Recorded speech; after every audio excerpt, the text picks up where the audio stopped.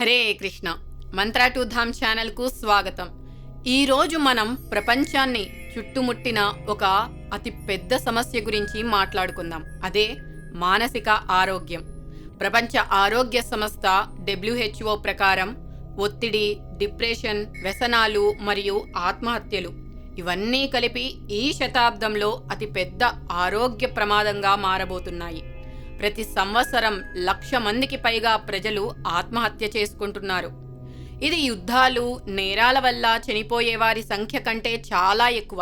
అసలు ఇలా ఎందుకు జరుగుతోంది? దీనికి కారణం మన కలలను, భౌతిక కోరికలను నెరవేర్చలేకపోతున్నామనే తీవ్రమైన నిరాశన లేదా నిస్సత్తువ మనల్ని ఇంతగా కృంగదీస్తోందా?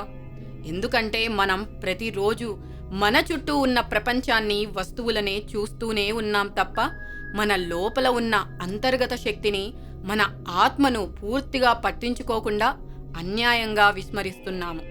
ఒక చాలా ఖరీదైన కారును పొలం దున్నడానికి వాడితే ఏమవుతుంది? అది మొత్తానికే చెడిపోతుంది. మనం కూడా మన మానవ జన్మ, అమూల్యమైన జీవితాన్ని కేవలం భౌతిక సుఖాల కోసం లేదా డబ్బు సంపాదన కోసం మాత్రమే పరిమితం చేస్తున్నాము.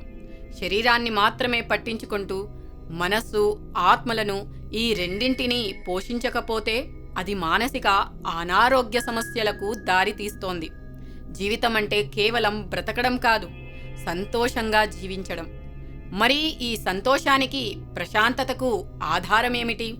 ఎక్కడుంది అంటే అదే ఆధ్యాత్మికత, స్పిరిచువాలిటీ అంటాము. ఇది కేవలం మాట, నమ్మకమో కాదు, అక్షరాలా నిరూపించబడిన సంపూర్ణ సత్యం. ఆక్స్ఫర్డ్ యూనివర్సిటీ ప్రెస్ ప్రచురించిన ప్రఖ్యాత handbook of religion and health పుస్తకంలో డాక్టర్లు, పరిశోధకుల బృందం 2,000 కంటే ఎక్కువ పరిశోధనా పత్రాలను చాలా జాగ్రత్తగా విశ్లేషించింది. రక్తపోటు, గుండె జబ్బులు, క్యాన్సర్ నుండి డిప్రెషన్, ఆత్మహత్య, వైవాహిక సమస్యలకు, ఆధ్యాత్మికతకు, ఆరోగ్యానికి ఉన్న సంబంధాన్ని పరీక్షించారు. వారు కనుగొన్న నిజాలు చూస్తే మన కళ్ళు చెదిరిపోతాయి. వారానికి ఒక్కసారైనా ఆధ్యాత్మిక కార్యక్రమాలలో పాల్గొనే వ్యక్తులు అసలు పాల్గొనని వారి కంటే సగటున 7 సంవత్సరాలు ఎక్కువ కాలం జీవించారు. ఇదేమీ చిన్న విషయం కాదు. అలాగే భక్తి సంబంధ ఆధ్యాత్మిక భావాలు ఉన్న యువతలో మాదక ద్రవ్యాల వాడకం, నేర ప్రవృత్తి మరియు ఆత్మహత్య ధోరణులు చాలా తక్కువగా ఉన్నాయి. ఇతరులతో పోలిస్తే ఆధ్యాత్మికత ఉన్న యువత చాలా సేఫ్గా ఉన్నారు. కేవలం యువతే కాదు, లోతైన భగవంతుడిపైన విశ్వాసం, భక్తి కలిగిన వృద్ధులు కూడా ఆధ్యాత్మికత లేని వారి కంటే ఎంతో మెరుగైన ఆరోగ్యం, అలాగే ఎంతో సంతృప్తికరంగా జీవన భావనను కలిగి ఉన్నారు. ఈ పరిశోధనలన్నింటి సారాంశం ఒక్కటే: భగవంతునిపైన ఉన్న భక్తి, సేవ, అలాగే మన ధర్మంపై విశ్వాసం అనేది అన్ని రకాలుగా ప్రజలకు మేలు చేస్తోంది. డబ్బు, హోదా, ఉద్యోగం ఇవన్నీ మనసులోని లోటును పూడ్చలేవు. ఈ నిరాశ, ఆందోళన నుండి బయటపడాలంటే జీవితాన్ని సమతుల్యం చేసుకోవడానికి మనకు ఒక మార్గదర్శి కావాలి. ఆ మార్గదర్శకమే భగవంతుడు ఇచ్చిన భగవద్గీత. మనం ఫలాపేక్ష లేకుండా కర్మలు చేయాలని గీత బోధిస్తుంది. ఇదే మనసును ప్రశాంతంగా ఉంచుతుంది.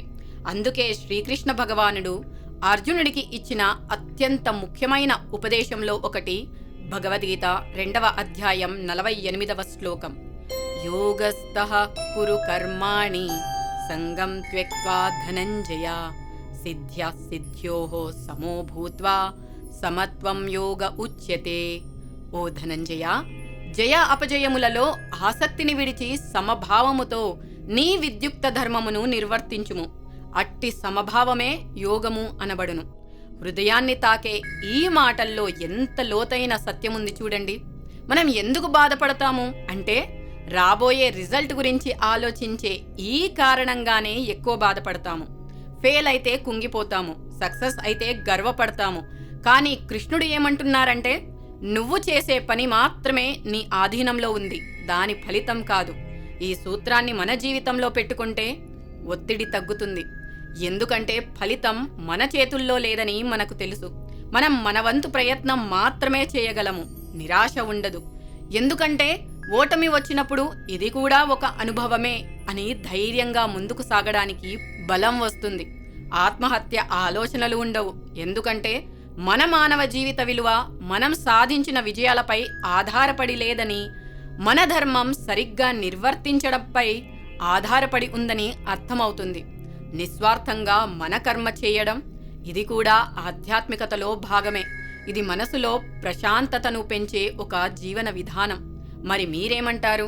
మీరు కూడా ఆధ్యాత్మికంగా ఉన్నారా, లేక కేవలం భౌతిక కోరికల కోసం కష్టపడుతున్నారా? నిజమైన ఆధ్యాత్మికతను మీ జీవితంలో భాగం చేసుకొని మానవ జన్మకి ఎంతో అవసరమైన భగవద్గీత చదువుతూ జీవితాన్ని ప్రశాంతంగా సంతోషంగా జీవించండి. హరే కృష్ణ.